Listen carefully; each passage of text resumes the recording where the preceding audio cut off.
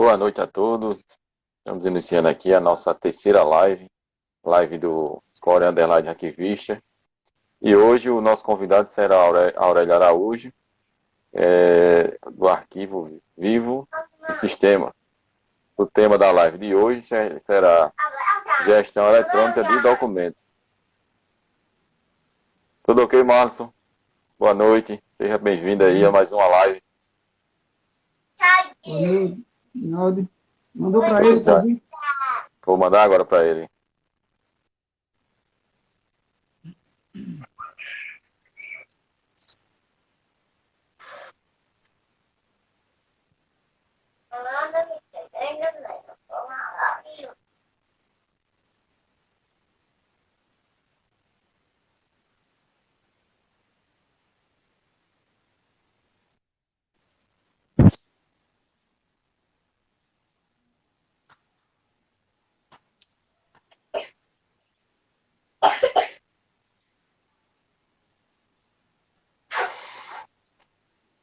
Pronto, já mandei para ele.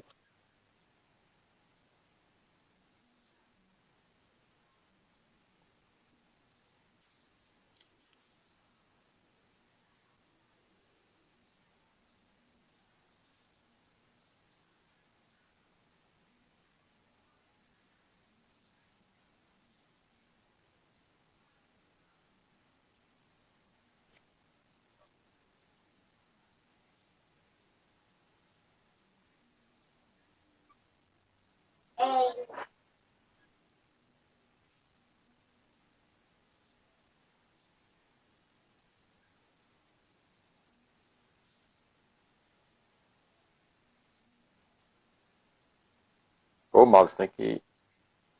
Eu mandei o convite, agora tem que dizer para ele que ele tem que ser pelo celular, né? Porque o de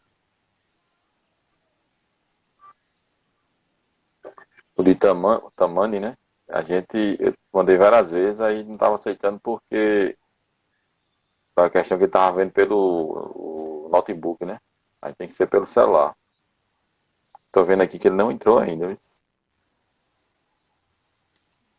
Não, mas eu acredito que ele esteja no celular, que ele falou comigo agora. Eu estava falando Foi? com ele pelo zap agora. Deixa eu sair, eu vou. Vai, Eu vou sair e vou lá e vou avisar ele. Aí beleza. te Eu lembra de já mandei o mandar convite já. para mim. Eu vou Tá, sair. aí, ó. Até daqui a pouco.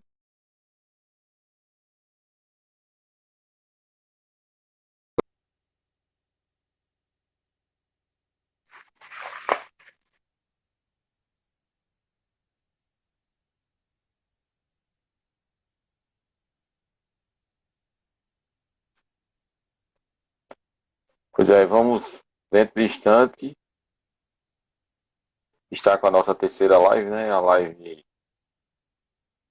do nosso convidado de hoje, o senhor Aurélio Araújo. E o tema da nossa live é um tema muito importante, um tema muito atual, né? Que é gestão eletrônica de documentos. E o doutor Aurélio, né? O senhor Aurélio, ele é do Arquivo Vivo e Sistema. Então, logo, logo, a gente está só entrando em contato com ele para ele entrar e iniciar a live. Uma live que vai ser muito pertinente aí para todos que estiverem acompanhando.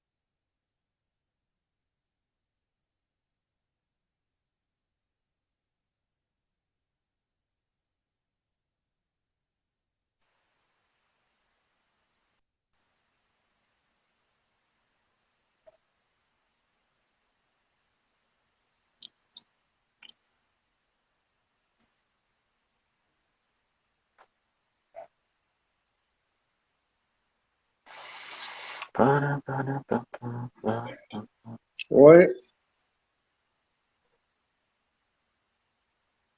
Boa noite, seu Aurélio. estou aqui Tá aí ajeitando ainda, se posicionando. tentando entrar aqui. Pronto, Ah, só segurar na mão mesmo. deixa só o Malisson entrar. Vou chamar ele pra gente começar, tá certo? Tá bom. Deixa eu tentar.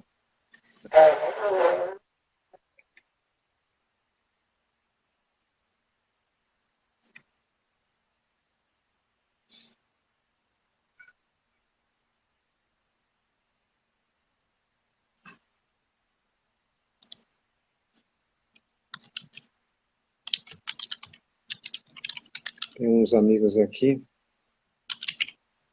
Mas convide eles aí pra nossa live ficar ainda melhor.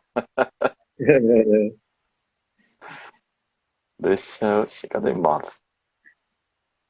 Bora, Malisson.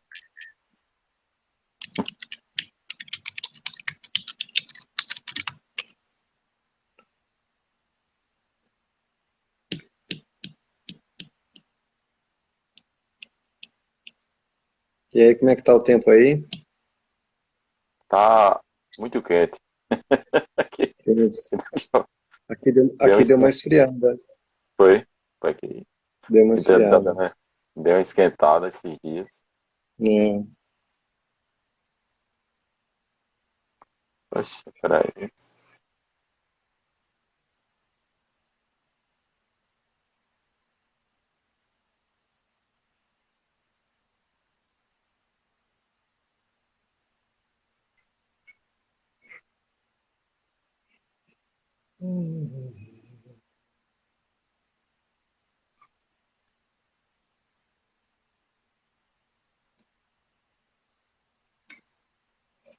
Gostei muito da live do Orlando. Achei interessante. Destruo Foi. bastante com a pá. Foi ótimo, foi. Foi muito boa. Até vou fazer contato com ele. Foi. É. É que geralmente eu destruo com a para. Quando o cliente pede para destruir, eu destruo empresa de Apara, né? E lá ele faz fragmentação mesmo, com normas, né? É, Eu achei muito bom aquilo. e é bem, o jeito que ele faz é bem estruturado, né? É Assim, bem qualificado, né? acho que toda empresa se sentia segura, né? Pelo tratamento que é feito, né? Ah, assim, A o segurança que pessoal ele é bem passa, né? profissional. Pronto, parece que agora, meu amigo, você tá difícil, viu? Pra você. Eu te convidei umas 10 vezes e você não quis entrar, velho. Tava, Tá bom você fazer uma aula de Instagram, viu? meu amigo, Ó, eu vou ser o primeiro me aluno, hein? convidei. Eu vou ser o segundo, porque eu não sei mexer. Ele é quem costuma mexer Pronto, na foi. ferramenta. Apoio, meu amigo, é pra você, Sabe que sério. criador não pode. E desse jeito, imagine. Boa noite, Hum. Aurélio. Mas, Boa noite. Tudo bem? Tudo bem, Aurélio? Obrigado aí por ter aceito nosso Ah, que convite. isso. Eu que É, agradeço. eu soube que você gostou. Também não era de. Podia ser diferente, né? Ter gostado aí da live do Tamani e do Orlando. Ah, sim. O Wilton eu conheci por volta de 2003, mais ou menos. 2003, 2004.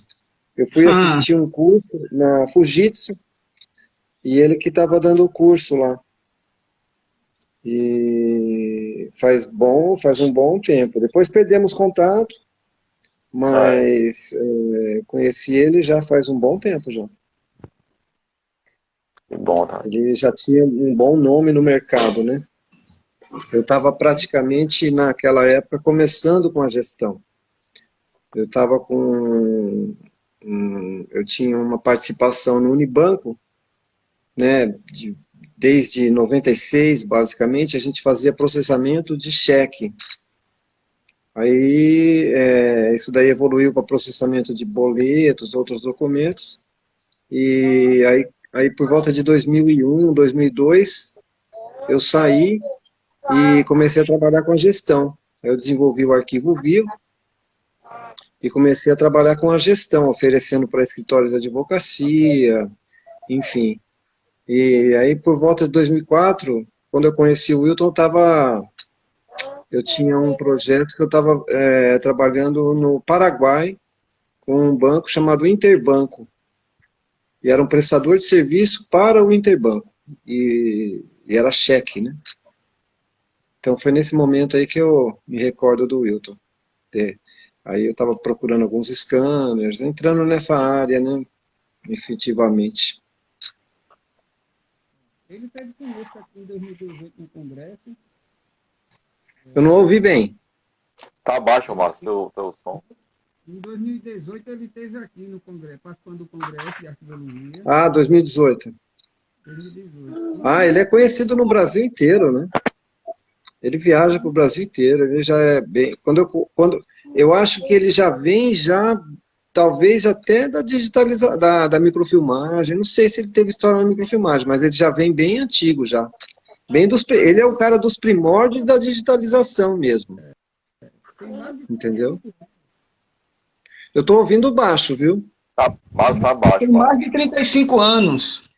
Melhorou agora. Exatamente. Ele é dos primórdios mesmo. É como o COC, né? Conhece o COC? É na área de engenharia também, de digitalização. O Central de Documentos, está falando?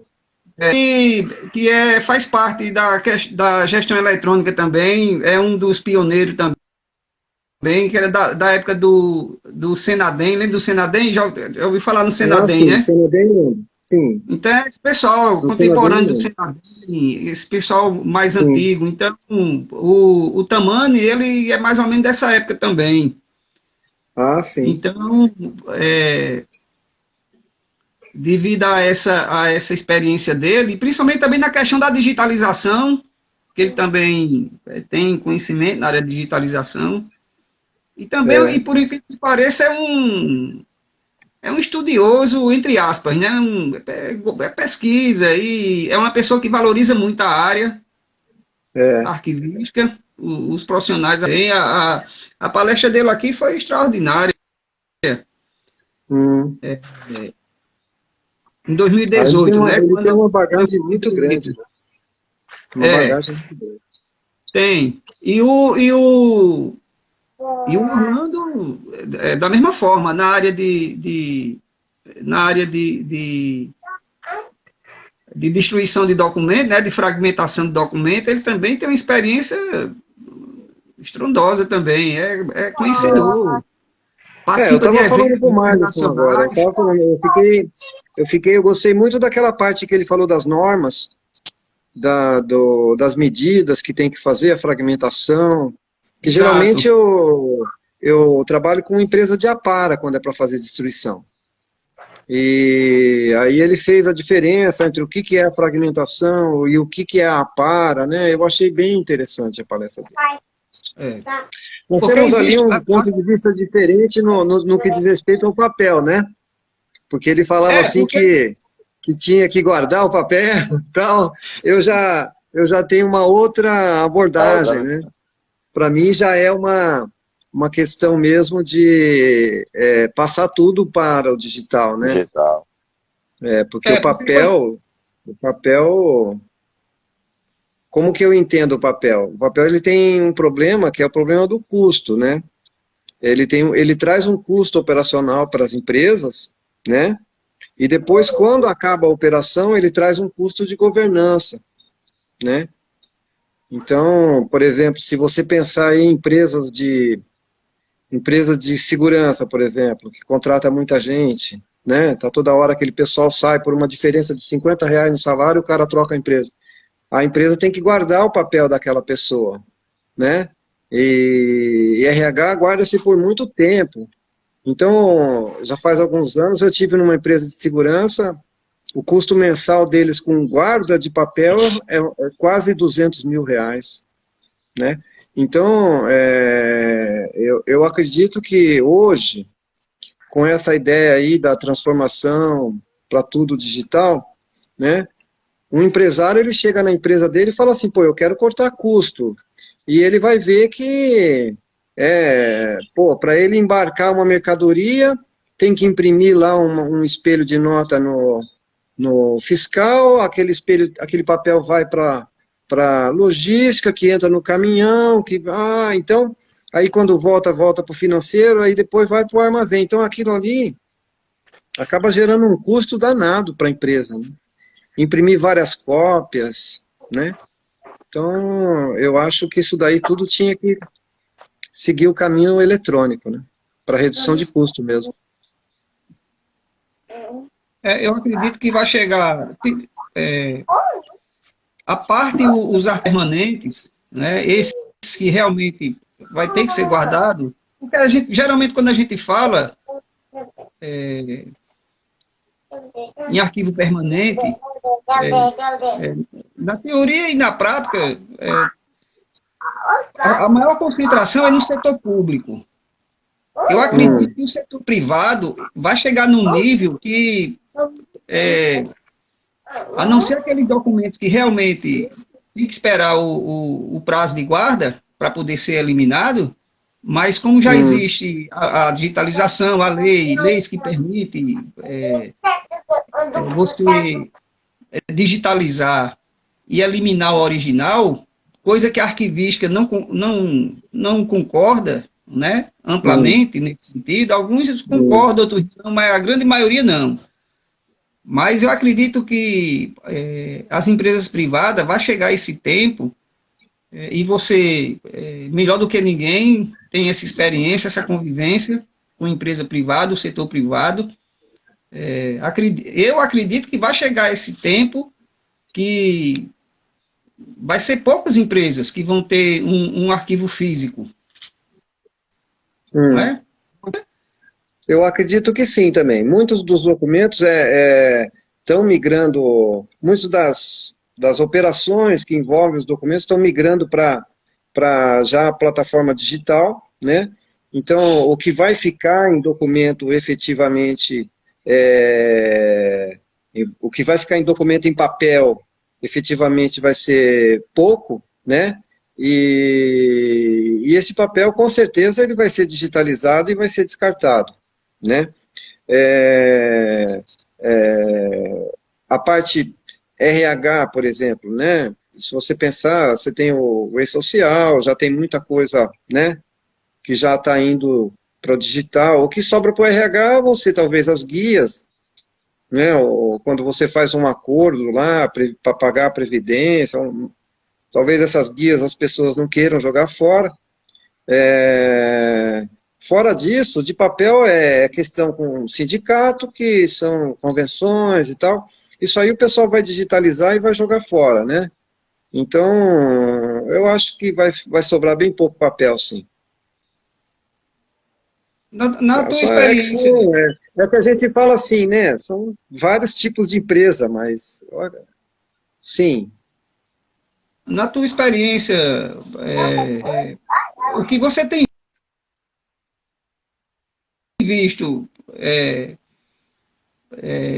nessa direção em relação às empresas privadas, as empresas que você já prestou serviço e está prestando serviço, e essa sua convivência com os donos de empresas, os empresários, empresa privada, qual é a linha de pensamento deles hoje nesse sentido?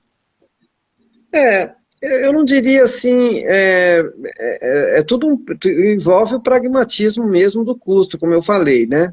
Então tem setores, eu acho que a gente tem que olhar por setor, né? Eu trabalho ainda com a parte de setor bancário, né? E setor bancário, você tem contratos, né? Assim, tipo, tudo que é papel do banco é gerado nas agências, né?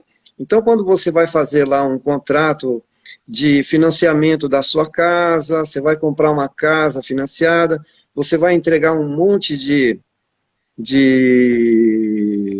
de comprovações, você vai ter avalista assinando, escrituras, essas coisas. Então, tudo isso você vai entrar com as cópias autenticadas, tudo isso aí é um monte de papel, né? Isso tudo tem que ser guardado. Acredito que o banco ainda ele não vai arriscar a jogar esse papel fora. Então, por exemplo, você tem vários tipos de contratos. Você tem lá a penhora, você pode penhorar lá um terreno, pode penhorar uma casa. Então, isso daí também é papel. Você tem, por exemplo, o cara é um agricultor, ele tem lá uma linha de crédito que ele vai pegar do governo, então isso também é um contrato, isso também gera papel, né? Então, esse setor, essa parte de contrato, eu acredito que ainda eles vão ser guardados no papel, tá? Pelo tempo deles lá, né? Pelo tempo do empréstimo, enfim, se é 48 vezes, fica... Se é 20 anos, é 20 anos, então eles vão ser guardados pelo tempo deles. Então esse papel é difícil que... Apagou a luz. É difícil que ele deixe de existir assim no curto prazo. Então o setor bancário. A parte do transporte, o pessoal de logística, de transporte, também tem bastante papel, né? Porque o caminhão, quando ele sai embarcado, ele tem que levar lá, dependendo do trajeto dele, ele tem que levar ou o espelho da nota fiscal, né? O espelho da nota fiscal geralmente ele leva sempre. Ou então ele tem que levar o espelho do conhecimento, e se for um trajeto muito longo, o espelho do manifesto. Porque ele passa pelos pontos de fiscalização, e ele tem que mostrar aquilo e muitas vezes entregar uma cópia daquilo, né? Então ele sai, o caminhão geralmente ele sai com bastante papel. Se fazer uma longa viagem aí carregando diversos tipos de mercadoria, ele leva bastante papel também, né? Então esse também é difícil de acabar esse papel, né? Eu acho que são esses setores que mais concentram papel hoje em dia, né? Pelo menos são setores que eu trabalho que concentram bastante papel, que a gente digitaliza também, né? Então, nesse aspecto. Se o cara pudesse jogar fora, ele jogava tudo fora, entendeu? Mas ele tem que guardar isso aí, né? E depois ele vai lá, ele entrega uma mercadoria, o caminhoneiro entrega a mercadoria lá, ele pega aquele comprovante também que ele entregou, porque de repente ele entregou para um cliente que não paga, né? Então aquele papel também vai ser usado pelo financeiro para poder cobrar, comprovar a entrega, né? Entende? Então esse setor também vai continuar usando papel também, com certeza, por um bom tempo. O setor de transporte, né? Aí o que você está falando nesse sentido, Aurélio, a questão da digitalização dos bancos hoje é uma coisa mais de dentro para fora, né? Porque o uso do papel, ele vem mais de fora, né? Hoje ele está vindo mais de fora, né? E não de dentro para fora, não é isso? Eu digo assim, eu não sei o que você está se referindo à digitalização de banco, porque hoje você tem essas fintechs, né? Essas fintechs, elas trabalham online, né? Não tem agência, é tudo online. Então, eu acho que eles vão começar a oferecer esses produtos de contratos também, das linhas de crédito do BNDES e tal, mas eu não vejo isso sendo feito sem papel. Eu não sei como eles vão fazer. Provavelmente eles vão achar vão achar uma solução para viabilizar isso aí, e de forma segura, que não se vá contestar, né? Porque assim, quando um contrato de crédito precisa do avalista ou do fiador, né, que é o garantidor do empréstimo, é meio complicado, né? Porque aí, de repente, o avalista ele é casado, precisa da assinatura da esposa também, e eu vejo isso, né, tem digitalizado, eu vejo isso no papel, e eu não consigo entender como é que eles vão fazer esses contratos que envolvem esses terceiros, né, esses garantidores, sem o papel, né, porque de repente ó, a mulher do avalista pode questionar e tal, e a justiça demora, né, entendeu? Então, de repente, eu não vejo como é que isso vai ser oferecido sem papel, não, mas eles vão provavelmente oferecer. Pelo menos por As enquanto, fintechs, né? né? É. Pelo menos por enquanto, né? Porque a gente já tem esse danado desse QR Code que vem. Inclusive, eu recebi lá o e-mail lá, eu não li ainda, viu? Mas eu vou ler ainda. E vou entrar lá depois para dar uma pesquisada, que eu achei bem interessante em relação ao QR Code. E o Ah, QR é. Code hoje, e eu estava olhando, observando, o pouco que eu li, né? Em relação ao QR Code, e a segurança do QR Code em relação a própria a emissão do código de senha, né? Eu achei interessante, né? E realmente, Interessante. né? O QR Code Interessante. hoje, não é? A Muito questão da interessante. segurança.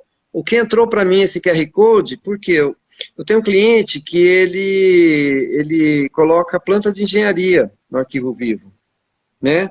Então, a planta de engenharia vai para o chão de fábrica dentro do arquivo vivo, né? E muitas vezes a pessoa está lá no chão da fábrica e ela quer consultar uma planilha de cálculo daquela planta especificamente, né? Então, ele coloca um QR Code na planta, aí a pessoa com o celular, ele acessa a planilha de cálculo na hora que ele quer, que ele precisa.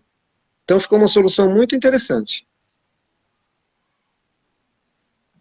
Então, imagina assim, tá lá, o auditor pega aquela planta de engenharia e ele imprime aquela planta, ele desce no chão da fábrica, ele está lá olhando o processo de fabricação e, de repente, ele quer acessar mais informações. Então, ele pega o celular dele, aponta naquele QR Code e aí no celular dele ele tem acesso às outras informações. E sempre protegido com senha, né? Foi isso que eu coloquei ali naquele e-mail. Interessante. O volume hoje, Aurélio, de serviço em relação à gestão eletrônica, ao GED hoje, você tem esse número, tem esse cálculo, em termos de quantitativo que as empresas hoje utilizam, o GED como Olha, ferramenta? eu tenho alguns clientes que já estão comigo já há um bom tempo, já 14 anos, né? Então, vem crescendo cada vez mais a empresa, a utilização, outros setores da empresa começando a utilizar o sistema. Isso sempre começamos lá com qualidade, para publicação das normas de qualidade, e hoje praticamente a empresa inteira cresce, né? Utiliza o arquivo vivo. Então, o que eu posso dizer para você é assim, a empresa que começa a usar, né, geralmente começa com um departamento específico, uma situação específica de um departamento, e de repente toda a empresa ela vê o benefício disso e começa a utilizar, tá? Então, trata-se ainda de algo que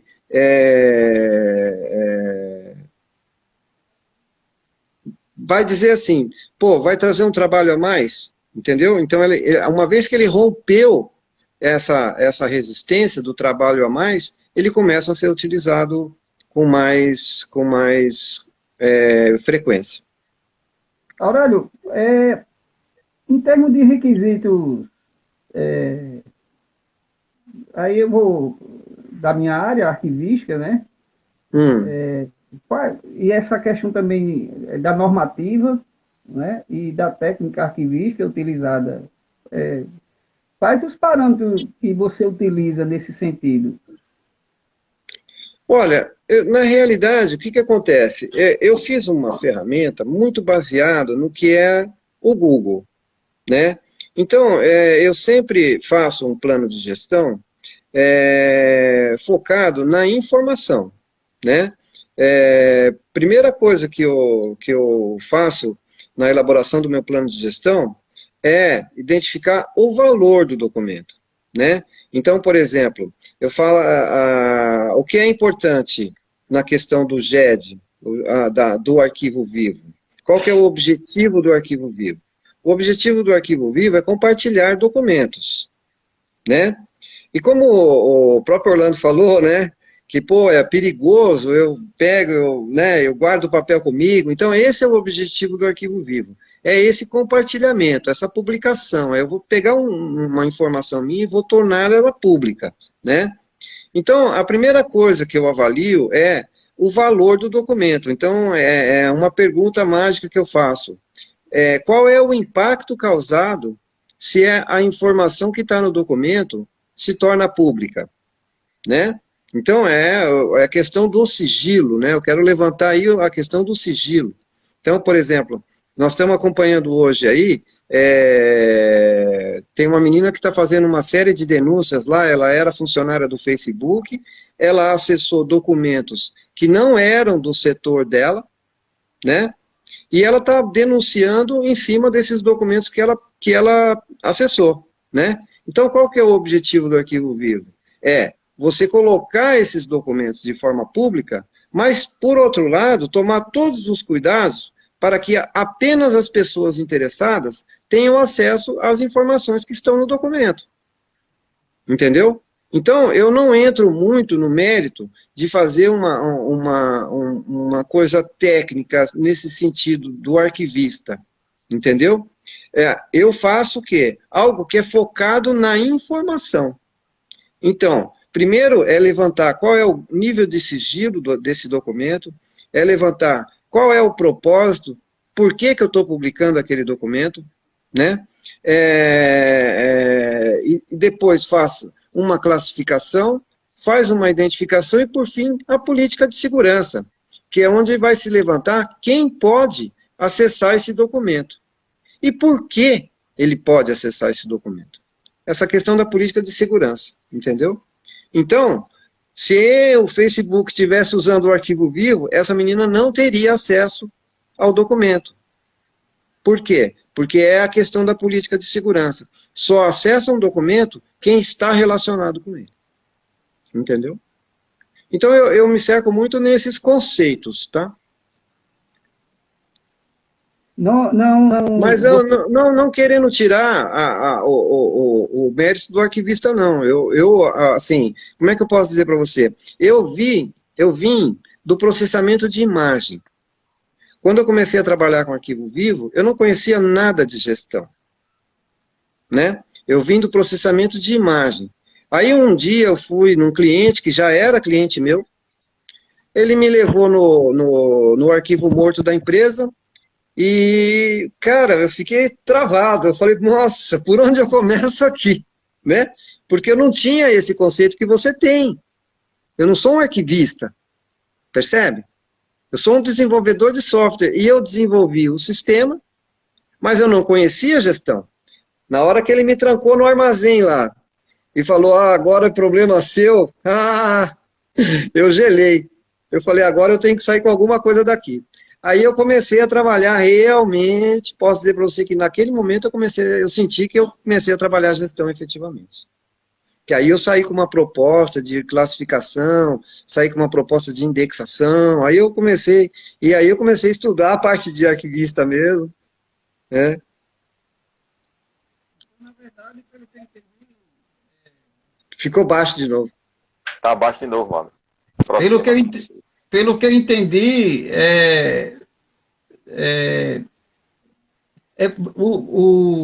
o arquivo vivo ele é uma ferramenta, eu uso mais de ferramenta para fazer essa administração do documento, do documento, não do documento em si, mas da informação. E como você mesmo falou, a questão da governança desse documento, da segurança desse documento, não é isso? Exatamente. Para que haja uma proteção dessa informação dentro da empresa, para que o acesso ele seja restrito, não é isso?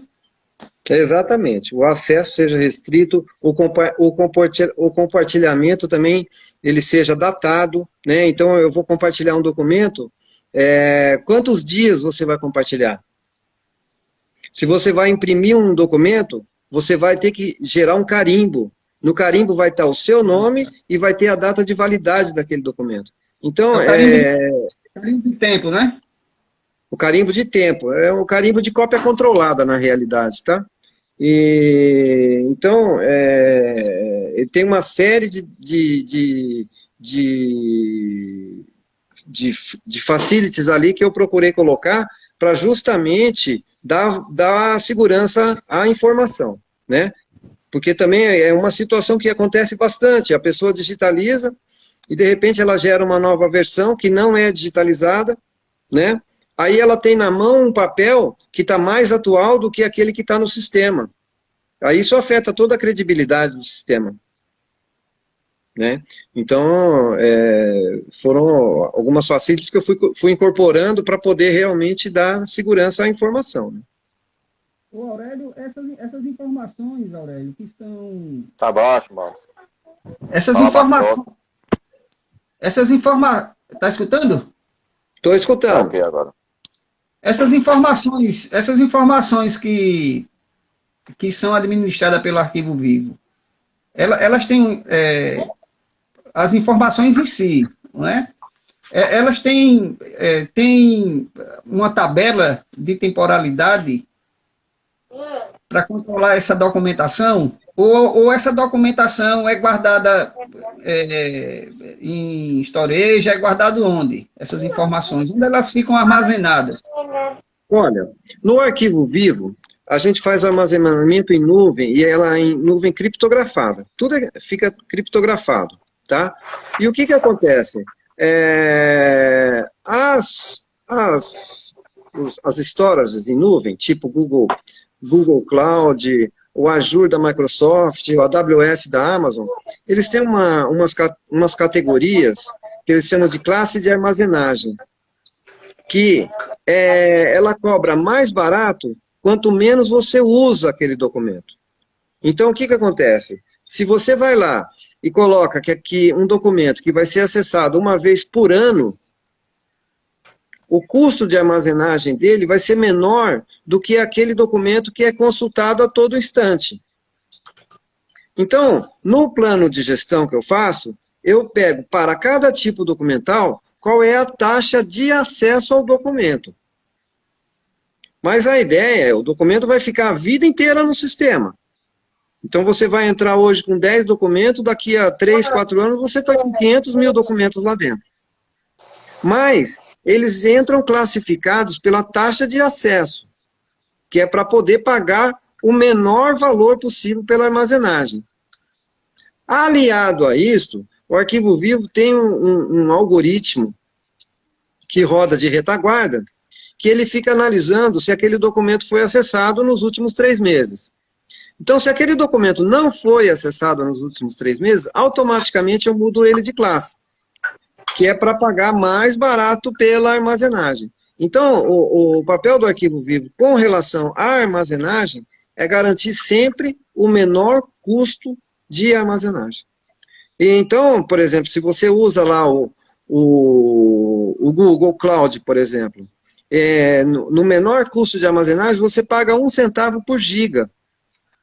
Seria mais ou menos o equivalente aí a R$50 por 50 teras. Então, por 5 teras. Então, é um custo bem convidativo mesmo, entendeu? É o menor custo de armazenagem que se tem na internet hoje. Se você comparar, por exemplo, com o Dropbox, é um valor irrisório, entendeu? Você pagaria 5 tera no Dropbox bem mais caro do que isso. Eu tinha uma certa desconfiança da nuvem, questão de segurança, né? Mas depois de fazer algumas pesquisas, alguns estudos, aí eu vi que realmente até que vale a pena, não é? E aí vai da questão da confiança da tecnologia, né? Então, a gestão Olha, eletrônica, né? A gestão eletrônica, ela nos possibilita essa questão de armazenagem, né, em grande número de informações. Só essa hum, questão da confiança, né, das empresas nesse sentido, né? Porque olha, a minha especialidade maior é com o Google Cloud. Eu trabalho com o Google Cloud desde 2017, né? Usando ali, você tem condições no Google Cloud ter relatórios de acesso aos documentos. Então, ele tem uma série de regras de boas práticas para você dar nome para os diretórios, para você dar nome para os arquivos, enfim, ele tem uma série de regras de boas práticas para você usar aquilo com maior segurança, tá? E junto, ele tem também relatórios que ele disponibiliza para você ver a quantidade de acesso que você teve aos documentos. Então, você consegue acompanhar se tem alguém tentando acessar aos seus documentos. Percebe? Isso é um ponto. O outro ponto é que você tem 99% de disponibilidade. Então você coloca o documento ali e não se preocupa em fazer backup. Entendeu? Então imagina, você vai guardar 5 teras de documento e não vai se preocupar com backup. Eu tenho cliente desde 2017 usando o Google Cloud com milhões de documentos, nunca ficou parado e nunca perdeu um documento. Entendeu? Então, posso garantir para você, é um ambiente bem seguro. Bem seguro. É mais seguro do que você ter o seu servidor na sua empresa, tendo que se preocupar com backup, queda de energia, enfim, manutenção, pessoal especializado. Você com a nuvem, você joga todo esse custo fora. E paga bem barato. Então compensa. Quer fazer alguma pergunta, Nélio? Eu tô colocando no Instagram, tem pessoas assistindo, né? Gostaria de quem tiver alguma pergunta para fazer, fica à vontade. Aurélio, Mas não, Matos. Pode continuar, Matos. Aurélio, uma curiosidade que eu sempre tive e já tentei. Apesar que na pesquisa no Google eu consegui algumas informações nesse sentido, mas em termos de custo, benefício em relação ao GED, e como é feito essa taxação de serviço em relação à gestão eletrônica? A ferramenta do uso do GED para uma empresa, uma instituição. Eu sei que depende do volume de informação que transita, né, e tramita dentro de uma empresa, mas geralmente existe uma base aí, e aí como é que funciona no caso do arquivo vivo, Aurélio? Se Olha, é que no você... caso do arquivo vivo, no caso do arquivo vivo, como é que eu faço?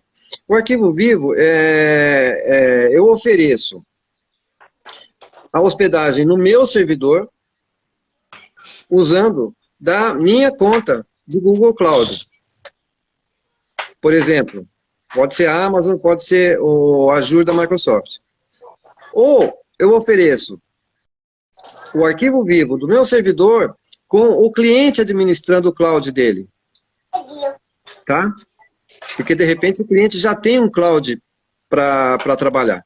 Então, aí eu direciono os documentos para o cloud dele. Ou então, eu ofereço para colocar dentro da empresa. Entendeu? Aí o cliente pode optar, inclusive, até por usar do próprio servidor dele, usar do próprio storage dele, ou então usar o storage em nuvem. Tá? Então, existe um custo de quantidade de usuários, porque o que impacta para o arquivo vivo mesmo é a quantidade de usuários que usa. Tá? Ou a armazenagem, eu utilizo do storage e repasso o valor. Entendeu? Então, o custo fica diluído. Uma parte é arquivo vivo e a outra parte é storage. E aí, no storage, você paga ali, dependendo da taxa de acesso, como eu já expliquei, você vai pagar 1 centavo por giga. Entendeu? E no arquivo vivo, existem lá os planos comerciais, que eu não me recordo do valor aqui agora, mas você pode a consultar lá no nosso site, arquivovivossistemas.com.br, que lá tem os planos comerciais. Em relação à digitalização, Aurélio, o que você tem visto em relação às empresas, essa questão da digitalização? Olha, a digitalização para nós funciona assim. Nós fazemos o sistema, nós temos o sistema de digitalização, em conformidade, eu tenho um sistema que está, inclusive, ele é em conformidade ao CONARC, com as normas do CONARC, que faz lá aquela digitalização da matriz e da derivada, ele faz a digitalização em 300 dpi, todos aqueles requisitos técnicos que tem no CONARC, tá?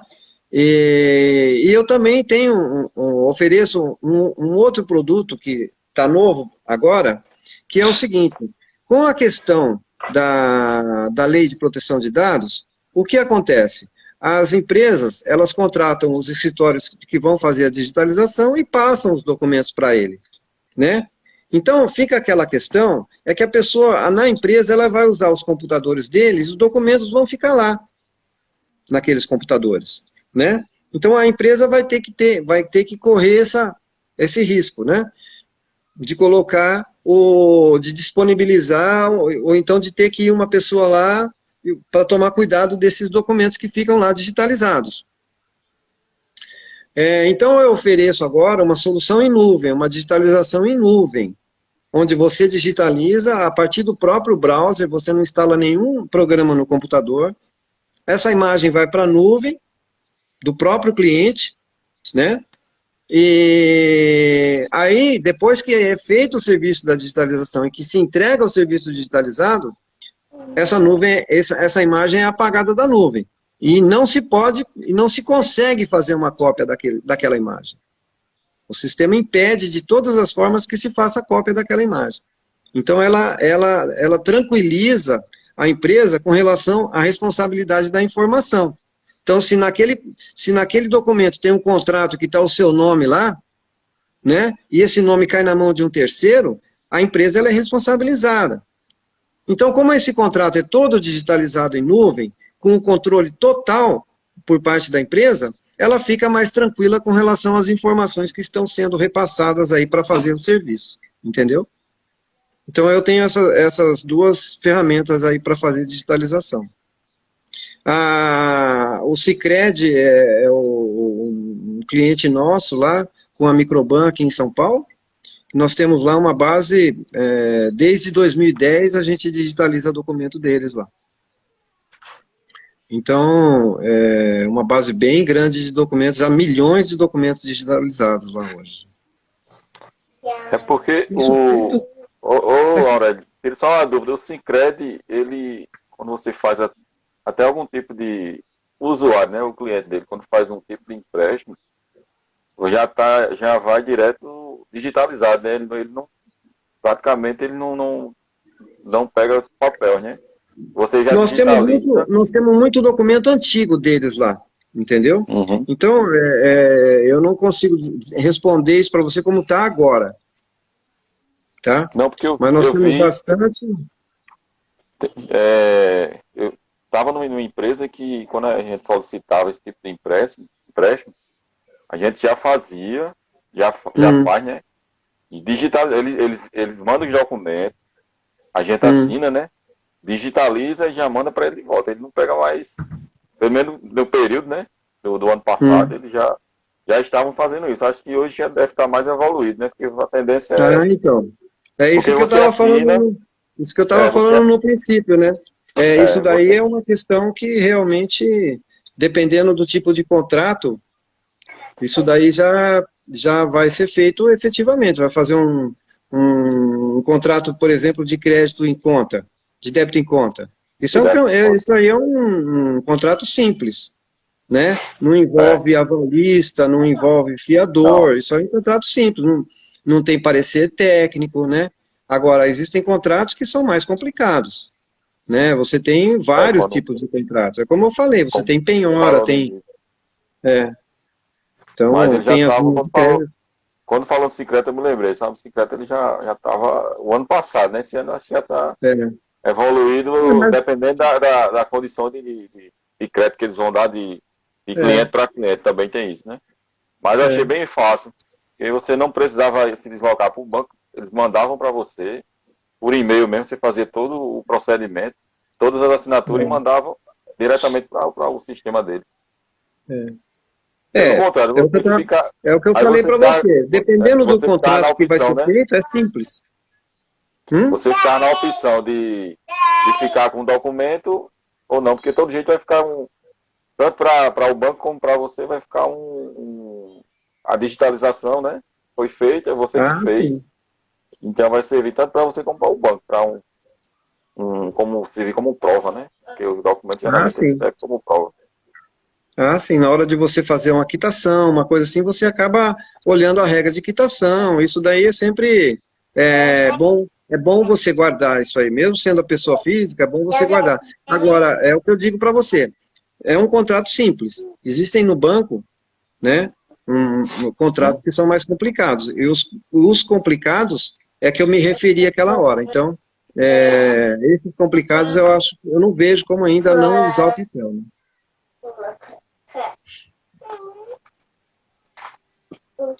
Essa questão do uso do papel, Aurélio, é uma questão ainda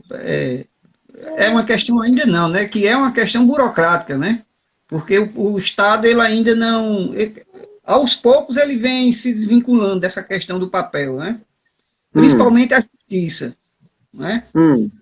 A justiça hoje em alguns estados já é 100% eletrônica, né? E outros estados não. Então, você, partindo da premissa da justiça nesse sentido, e voltando para o setor privado, em algumas empresas, vai se chegar a você acredita que vai se chegar a esse tempo desse não uso do papel, já que existe tanta preocupação hoje com essa questão da preservação, né, ambiental? Eu acho que vai, mas é o que eu digo para você. Como é que, por exemplo, o caminhoneiro vai sair sem um papel na mão, se ele vai parar num posto de fiscalização e, de repente, o posto de fiscalização não tem acesso à internet? Ele vai ficar parado lá esperando acesso à internet? Ele chega no posto de fiscalização, o funcionário não sabe usar o sistema. O que sabe foi almoçar. Ele vai ficar parado lá esperando? Então, tem certas coisas que não depende da vontade da empresa, né? Então, por isso que são as dificuldades. O Brasil é enorme, né? O cara vai pegar um caminhão aqui em São Paulo, vai até Fortaleza, pô. Ele vai passar por lugares que ele vai ter que esperar uns 2 dias lá para ter acesso à internet. Então, ele não vai... É melhor que ele saia com papel, né? Então, não é da vontade da empresa, né? Então, a gente vai ter que vislumbrar ainda essa questão do papel ainda por um bom tempo, né? Até que a questão da transformação digital encontre um meio, né, de resolver essa questão, né? Porque você tem que pensar o Brasil como um todo, né? A gente não é só aqui uma capital ou um estado, né? É um país enorme, né? Então, realidades diferentes, né? Você está em João Pessoa, se você for para o interior da Paraíba, você tem uma realidade, né? Então, são situações diferentes. Então, tem que pensar dessa forma, né? Mas vai se cada vez mais, ao longo desses últimos 10, 15, 20 anos, tem se reduzido muito essa questão do uso do papel nas empresas, né? Sim, isso daí vai ter que reduzir, né? Aqui, na realidade, assim, tem que entrar por exemplo, eu entrego um produto para você, você assina lá o papelzinho, lá, a pessoa que recebeu o produto na tua casa, assina um papel, né? Então, esse papel, essa entrega, ela pode ser contestada. Você vai falar, pô, eu não recebi, né? A pessoa que não recebi esse produto, né? Você vai contestar isso aí. Então, no momento que existe a cultura do papel também, a cultura do papel tem que ser levada em conta, né? No momento em que existe a cultura do papel, se de repente o cara te entrega uma foto como um comprovante, você vai falar assim, pô, mas aí passou no Photoshop aí, e não sou eu, não quero saber, essa pessoa que assinou eu não conheço, eu quero ver o papel, né? Então, a cultura do papel também é forte nesse aspecto, né? E como é que vai ficar? A empresa ela tem que ter um comprovante para se resguardar da sua contestação, né? Então, isso também acaba impactando um pouquinho também na realidade do papel, tá? Por isso que muita gente, muita empresa não descarta o papel assim. Verdade, Aurélio, só falando que a gente vem escutando isso, acho que, pelo menos particularmente, quando a gente estava na universidade, a gente fala até quando, ou quando vai ser utilizado o papel. Então, é uma questão que já faz tempo, né? Em base assim, já tem uns 10 anos atrás, e o pessoal falava, não, o papel está com dias contados, está com dia contado, está com dia contado. E até mesmo você, que trabalha já na gestão eletrônica, está dizendo que há necessidade de ainda se usar por um período de bom tempo, e sem saber quando é que realmente vai ser os últimos dias do papel. Mas o que eu estou colocando para você aqui são coisas que acontecem, né? A questão do caminhão que eu falei, a questão da contestação, né? Então, são coisas que acontecem. Então, o papel, ele tem uma força, né? Forte, muito forte. Você vê, o pessoal discutindo voto impresso aí, pô. O papel, ele tem uma força, efetivamente, uma força cultural, digamos assim. Já estão falando nisso, né? Então, realmente, a força cultural dele é muito forte. Grande. Eu acredito que ainda vai demorar um bom tempo. Sim. Tem vários aspectos aí mencionados que a gente vê a necessidade de ter, né? Esse danado desse papel que ele...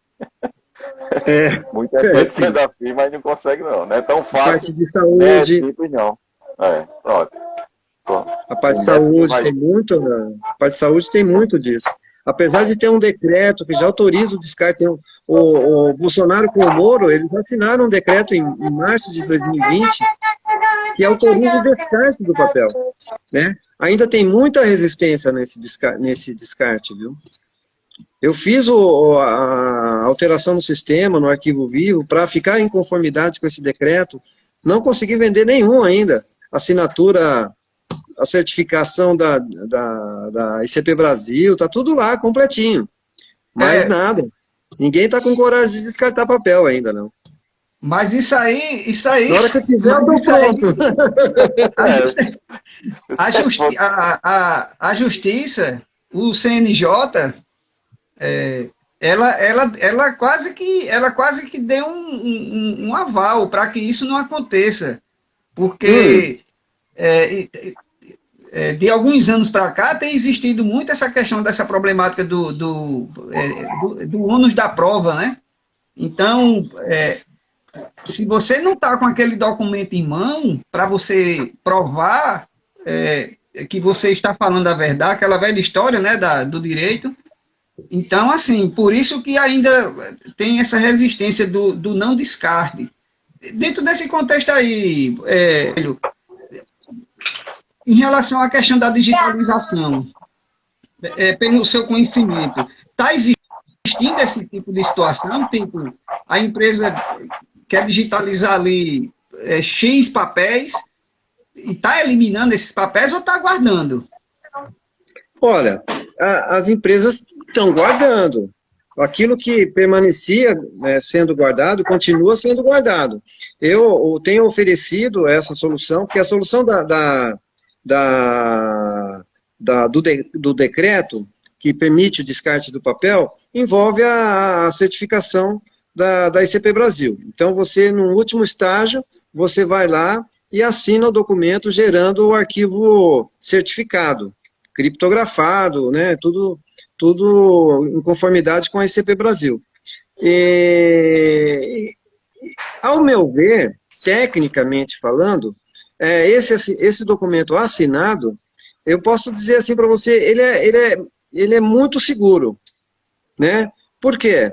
A assinatura da ICP Brasil, ela é feita da seguinte forma: você vai numa instituição credenciada à infraestrutura e vai lá e você compra aquele certificado. Para você comprar esse certificado, você tem que ir presencialmente, você em pessoa. Então você tem que provar que você é você, que você está vivo, né? E aí você compra esse certificado. Esse certificado, você pega uma senha, e no momento em que você faz a digitalização daquele documento, você entra com a senha e criptografa aquele documento com a sua senha. De tal forma que ninguém consegue abrir. Naquele documento criptografado vai ficar o seu nome. De tal forma que você nunca vai conseguir negar que foi você que assinou. Entendeu? Então, esse processo da ICP Brasil, da certificação digital, ele é um processo bem robusto. Ele foi criado em 2002 pelo Fernando Henrique. Nós estamos indo aqui hoje para 2022, são quase 20 anos. 20 anos. Nunca se noticiou nesses 20 anos um caso de fraude de um documento assinado pelo certificado da ICP Brasil. Então, é um processo bem robusto. Os contratos de câmbio são todos assinados por esse certificado online. Nunca teve uma situação de fraude desse sistema. Então, ele é robusto e fim de conversa. Não tem por onde você dizer que não seria suficiente assinar um documento com esse sistema. Mas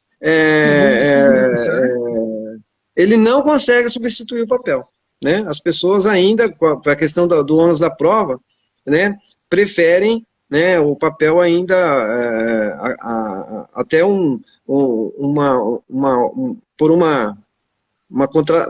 você já tem peritos que sabem avaliar a assinatura para validar a autoria, peritos que sabem analisar a textura de papel para realmente dizer que aquele papel é o papel original, né? Então, mas o papel ele não consegue ainda ser substituído em todos os pontos que ele deveria ser, né? Ok, Aurélio. Como é que tá o horário aí, Nélio?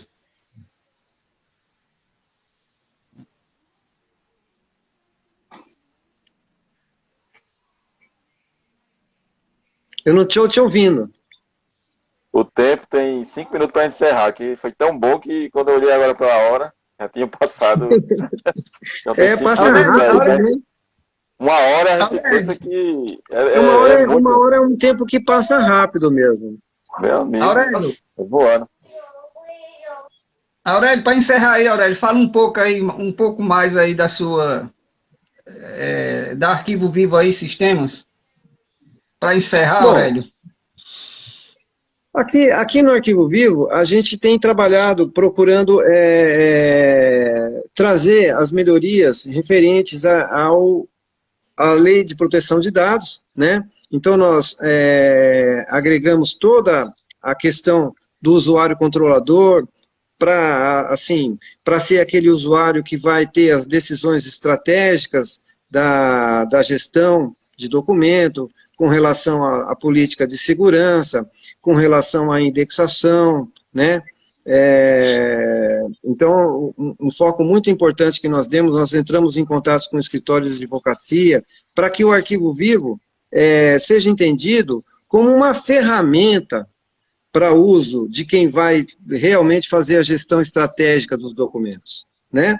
Então, nós temos relatórios de operação para quando um documento é publicado, quando um documento é consultado, nós temos as políticas de compartilhamento, que definem lá para quem que você vai compartilhar, você define por quanto tempo aquele documento vai ficar compartilhado. Então, por exemplo, hoje o pessoal vai compartilhar um documento, bota o PDF no e-mail, né? Aí chega aquele PDF no e-mail, o cara ganha uma senha, né? E aí ele compartilha aquele PDF com os outros, né? No Arquivo Vivo, não. No Arquivo Vivo, a gente, ao publicar um documento, ao compartilhar um documento, a gente pode detectar a origem, então ele só vai vir, a consulta só vai poder vir de um determinado IP, né? Todo momento que você vai acessar o documento, você vai ter que entrar com uma senha diferente, não é a mesma senha como acontece com o PDF, né? E a data de validade. Então, você pode especificar lá, eu quero compartilhar esse documento por 30 dias, por 7 dias, né? Então, isso é um ponto muito importante. Inclusive, em conformidade com a lei de proteção de dados, isso daí, né? Então, a empresa, por exemplo, que tem lá, que trabalha com projeto, que faz pesquisa, desenvolvimento de pesquisa, né? Pesquisa e desenvolvimento, P&D, que eles chamam. Então, o cara consegue colocar lá o projeto dele lá, compartilhar apenas com quem está pagando por aquilo, né?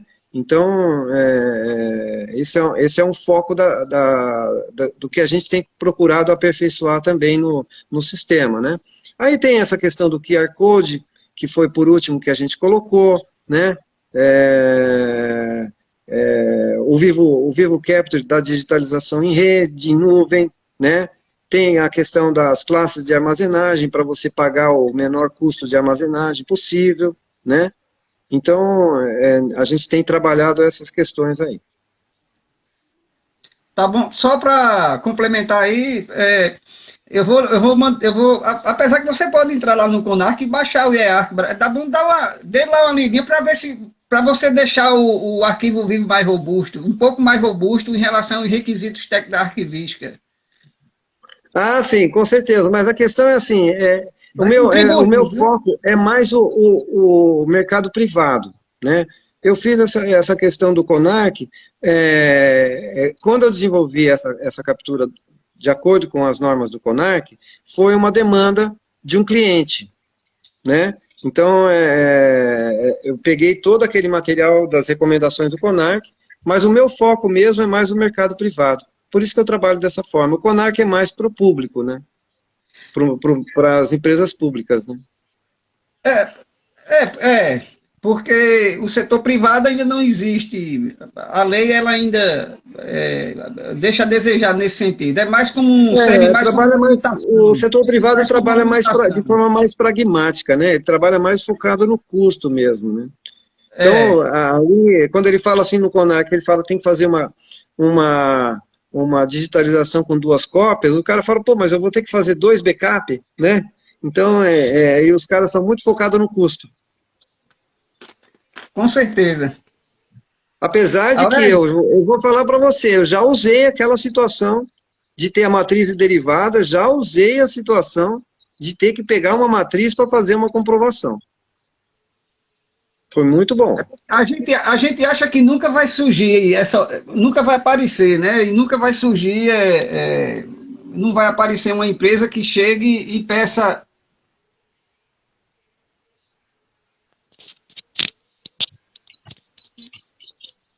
Tá escutando? Estou escutando. E peça algum tipo de requisito nesse sentido em relação à gestão documental, arquivística. Porque as empresas Rapaz, você não acredita. Era uma situação, eu estou lembrando aqui, quando a gente ali naquela digitalização, com a recomendação do Conarc, faz a matriz, a gente não apaga, mesmo que ela esteja em branco, ela fica lá, aquela página fica guardada, né? E na derivada, de repente a gente faz o processamento e elimina as páginas em branco. E o que acontece? Ao fazer a derivada, eu eliminei uma página em branco, mas só que ela tinha um resquício de um carimbo no canto superior, assim, sabe? Quando a pessoa vira e carimba as 2 páginas assim. E aí me contestaram que não tinha o verso, que no verso tinha coisa escrita, aí eu fui na matriz, aí eu mostrei, ó, a matriz está aqui, ela está em branco. Foi uma única vez, mas talvez se eu não tivesse feito daquela forma, né, eu teria ficado numa situação ruim. Né? Entendi. Ok, Aurélio. Aurélio, quero agradecer aí, o Core agradece, eu particularmente, o Nélio aí, e o Core, pessoal que nos acompanhou aí, foi muito bom.